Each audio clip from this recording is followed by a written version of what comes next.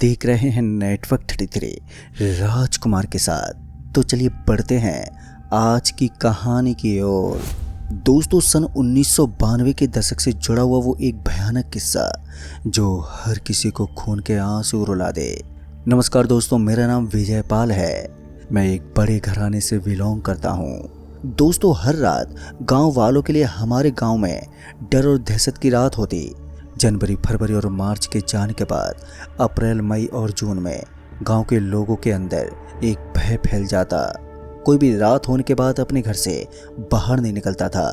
गांव के अलग अलग कोनों पर लाइट की व्यवस्था की जाती, लेकिन फिर भी उसका आतंक कम नहीं होता।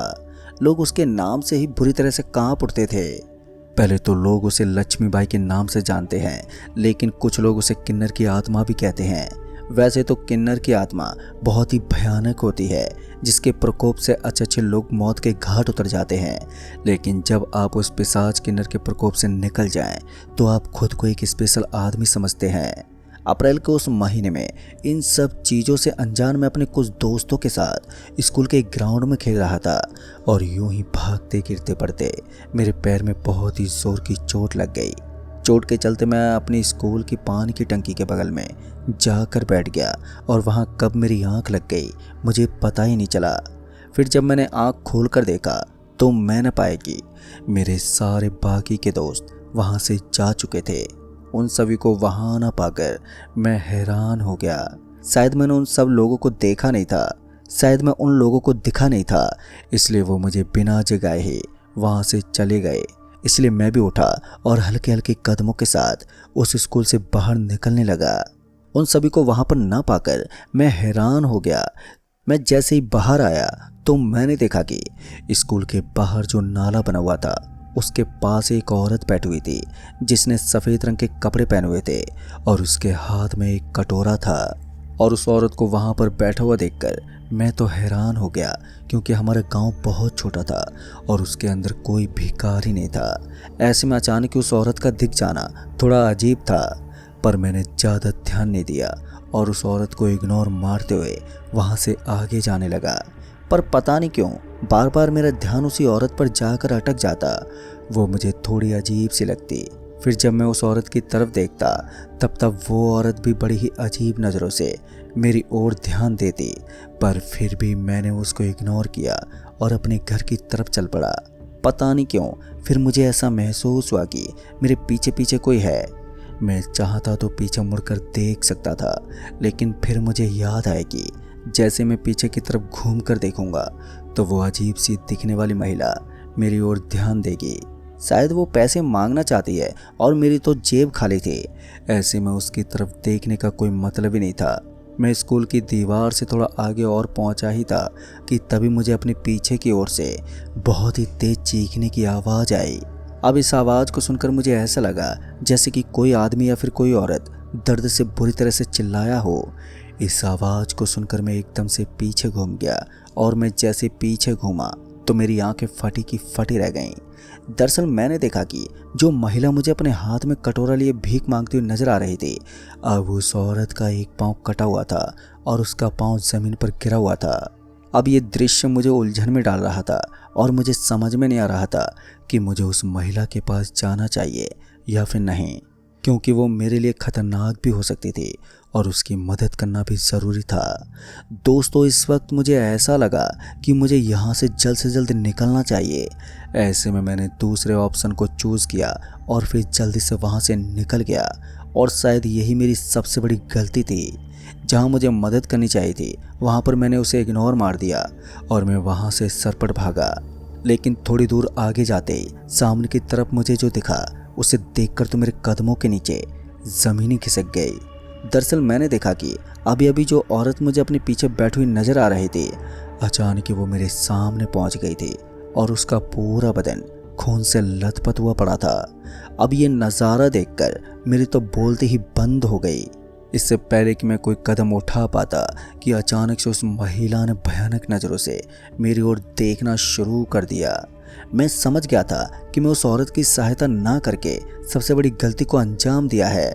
मैं चाहता तो वापस से पीछे की तरफ भाग सकता था, लेकिन मेरे दादाजी ने मुझे पहले भी बताया था कि जब भी हम किसी नकारात्मक शक्तियों के चंगुल में फंसे हो तो हमें वापस से पीछे मुड़कर नहीं भागना चाहिए। ऐसे में मैंने तय किया कि मैं अपने रास्ते को नहीं बदलूंगा और जिस तरह से मैं भाग रहा हूँ बिल्कुल उसी तरह से मैं भागता रहूँगा। फिर इस बार मैं जैसे उस महिला के पास पहुंचा तो मुझे महसूस हुआ कि अचानक से मेरे पूरे शरीर ने काम करना बंद कर दिया था और मेरा पूरा शरीर सुन्न पड़ने लगा था।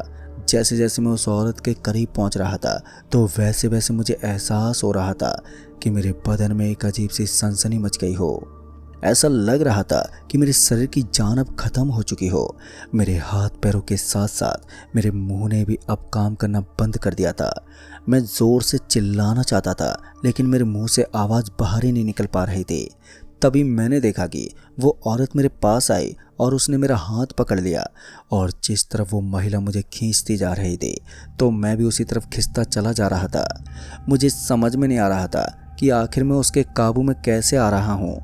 आसपास के सारे घर बंद हो चुके थे, कहीं पर भी जिंदगी बचाने का कोई रास्ता नहीं था। अब तो ऐसा लग रहा था कि मैं अपनी मौत से मुलाकात करके रहूँगा। यूं ही उस महिला के साथ साथ चलते चलते मुझे सामने की तरफ एक चर्च जैसा कुछ नज़र आने लगा।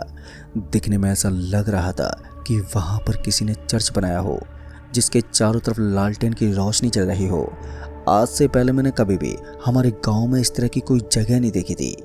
मैं समझ गया था कि ये सब इसी महिला की नकारात्मक शक्तियों का असर है और ये महिला मुझे खासकर यहीं पर लेकर आई थी। मैं भगवान को याद करने की कोशिश कर रहा था लेकिन आज ना ही तो भगवान का नाम कोई असर कर रहा था और ना ही उस गांव का कोई आदमी मुझे बचा सकता था। मुझे दिख रहा था लेकिन तभी एक चमत्कार ने उस महिला के इरादों में खलल डाल दिया। पता नहीं अचानक ही कहाँ से एक अजीब सी रंगीन रोशनी तेजी से चमकने लगी और उस रोशनी के चमत्कार ने उस महिला के इरादों पर पानी फेर दिया। फिर ऐसा प्रतीत हो रहा था कि उस रोशनी के चमकने के साथ ही उस महिला को दिखना बंद हो गया था। वो महिला जोर जोर से चिल्लाने लगी और अजीब अजीब हरकतें करने लगी। यही मेरे पास मौका था और ऐसे में मैंने आओ देखा न ताओ और अपने एक हाथ को छुड़वाकर वहाँ से तुरंत ही भागने लगा। हालांकि मुझे समझ में नहीं आ रहा था कि ये किस तरह की जगह थी। जहाँ भी मैं अपने कदम पटकता तो मुझे हड्डियों के कंकाल ही नजर आते। उन हड्डियों के कंकालों को देखकर एक बात तो पक्की थी कि यहाँ पर गांव के सारे लोगों की मौत हुई है और शायद ये सब इसी औरत का किया धराया है। पर अब मुझे अपने गांव जाने का रास्ता वापस से ढूंढना था जो मुझे यहाँ से दूर दूर तक कहीं भी नजर नहीं आ रहा था। ऐसा लग रहा था कि मैं किसी दूसरी दुनिया में पहुँच गया हूँ। चारों तरफ बस अंधेरा ही अंधेरा और आजू बाजू में पड़ी हुई कुछ कब्र भी नजर आ रही थी। चर्च में कब्र को देखकर मुझे थोड़ा अजीब महसूस तो हुआ मगर मैंने उसके ऊपर ज़्यादा ध्यान नहीं दिया और बस यहाँ से निकलने का कोई रास्ता खोजने लगा। बहुत देर तक तलाश करने के बाद आखिर में जाकर मुझे एक कांच की तरह चमकता हुआ दरवाज़ा दिखा। उस दरवाजे को देखकर मुझे ऐसा लगा कि हो ना हो यहीं से वापस जाने का मेरे गांव में पहुंचने का रास्ता है। मैं चाहता तो उसी वक्त दरवाजे के अंदर पहुंच जाता लेकिन मेरे लिए खतरनाक भी हो सकता था। इसलिए मैंने सबसे पहले एक पत्थर उठा लिया और उस कांच के दरवाजे पर दे मारा। जैसे कांच के दरवाजे पर वो पत्थर लगा तो वो आग की लपटों से राख बन गया। मैं ये सब कर ही रहा था कि अचानक ही किसी के हंसने की आवाज़ ने मेरी दिल की धड़कनों को तेज कर दिया। मैं जैसे पीछे घूमा तो मैंने देखा कि ये एक बुजुर्ग आदमी था जिसने अपने शरीर पर कंबल लपेट रखी थी। उस आदमी को देखते मैं थोड़ा सहम गया लेकिन फिर उस आदमी ने कहा, घबराने कोई बात नहीं है, वो महिला कुछ देर के लिए अपनी शक्तियों से वंचित हो चुकी है, इसलिए तुम्हारे पास यहाँ से निकलने का एक अच्छा मौका है। उस आदमी की बात सुनकर मुझे थोड़ी राहत मिली लेकिन मुझे एक बात अभी भी समझ में नहीं आ रही थी कि वो आदमी मेरी सहायता क्यों करना चाहता था। थोड़ी देर तक कुछ सोचने के बाद मैंने उसी आदमी पर भरोसा करने का फैसला किया क्योंकि उस आदमी पर विश्वास जताने के अलावा मैं और कुछ कर भी नहीं सकता था। ऐसे में मैंने उस आदमी से पूछते हुए कहा, लेकिन भाई साहब मैं यहाँ से जिंदा बचकर कैसे निकलूँगा और आप मेरी सहायता क्यों करना चाहते हैं? आखिर आपका और मेरा क्या संबंध है? मेरी बात सुनने के बाद वो आदमी हंसते बोला, तुम्हारा और मेरा कोई तो संबंध है क्योंकि तुम भी मेरे ही गाँव से बिलोंग करते हो और इस औरत ने मुझे उस गाँव से उठाकर मौत के घाट उतारा था। जैसे उस आदमी ने मुझे बताया कि उसकी मौत हो चुकी है तो मेरे तो हाथ पैर ठंडे पड़ने लगे। मुझे विश्वास ही नहीं हो रहा था कि मैं एक भूत के सामने खड़ा हूँ। फिर उसके बाद मैंने उस आदमी से कहा, लेकिन आप एक भूत होने के बावजूद भी मेरी सहायता क्यों करना चाहते हो? फिर उस आदमी ने बताया कि मैं नहीं चाहता कि मेरे गांव के लोग इस तरह से अपनी जान गंवा दें। जितना जल्दी हो सके गांव वालों को उस गांव को खाली कर देना चाहिए, क्योंकि जो महिला तुम्हें यहाँ पर लेकर आई है वास्तव में वो एक किन्नर की आत्मा है। जैसा कि गांव वालों ने मुझे पहले भी इस चीज़ के बारे में बताया था, आखिर में जाकर वही हकीकत हुई और यही एक सच्चाई है। दोस्तों, ये सब सुनने के बाद मुझे एक बात तो समझ में आ गई थी कि यहाँ से निकलना बहुत ही मुश्किल होने वाला है, क्योंकि मुझसे पहले भी बड़े बड़े और अनुभवी लोगों ने अपनी जान गंवा दी थी। आखिर में मैंने उस आदमी से पूछा, लेकिन मैं यहाँ से जिंदा कैसे निकलूँगा? और जैसे मैंने उस कांच के दरवाजे के सामने पत्थर फेंकने की कोशिश की तो वो एक पत्थर राख बन गया। अब ये बात सुनकर उस आदमी ने कहा, चिंता मत करो, तुम्हें अपने साथ पत्थर लेकर उस कांच के अंदर दाखिल होना होगा। इसके अलावा अगर तुम्हारे पास सोने की कोई भी चीज़ है तो भी तुम यहाँ से बचकर निकल सकते हो। बस तुम्हें उस सोने की चीज़ को अपने हाथ में रखकर आगे बढ़ना है, और ध्यान रहे तुम्हें गलती से भी पीछे मुड़कर मत देखना। अब ये सुनकर मैं पहले तो थोड़ा हड़बड़ा गया, लेकिन फिर मुझे याद आया कि मेरे बेल्ट के अंदर मकराने का पत्थर लगा हुआ था। वैसे तो इस तरह की चीज़ बड़ी यूनिक होती है, लेकिन यही यूनिक चीज़ आज मेरी ज़िंदगी के लिए अमृत बन रही थी। उसके बाद मैंने अपने बेल्ट को निकाला तो मैंने देखा कि उसके अंदर सच में एक पत्थर लगा हुआ था। फिर उस आदमी ने भी मेरी तरफ इशारा करते हुए बताया कि वास्तव में यही पत्थर तुम्हारी जान बचा सकता है।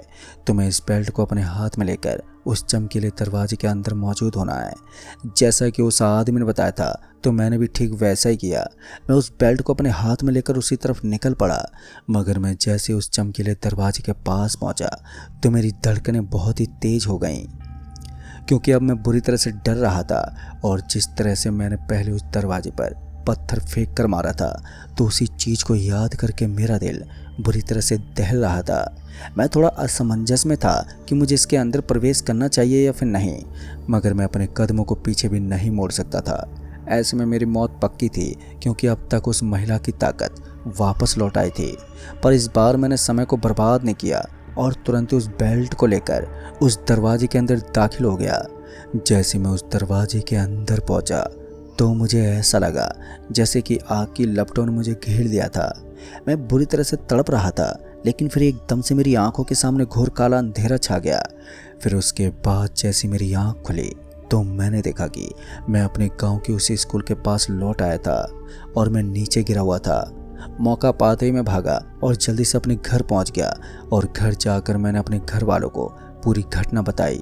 मेरी बात सुनने के बाद घर वाले भी दहल उठे थे और उन्हें विश्वास नहीं हो रहा था कि मैं उस किन्नर की आत्मा से बचकर लौटा हूँ। सभी के लिए एक अविश्वसनीय था। दोस्तों, मैंने वो करके दिखाया जो आज तक गांव का कोई भी शख्स नहीं कर पाया, और उसके बाद घर वालों ने मुझे दूसरी जगह शिफ्ट कर दिया और फिर दोबारा मैं कभी भी उस गांव में नहीं गया जो मेरी जन्मभूमि थी। तो दोस्तों, इस कहानी में बस इतना ही। कहानी आपको पसंद आई हो तो वीडियो को लाइक शेयर कमेंट जरूर कर दें। तो मैं आपका दोस्त राजकुमार जल्द ही मिलूंगा। तब तक के लिए बाय एंड टेक केयर।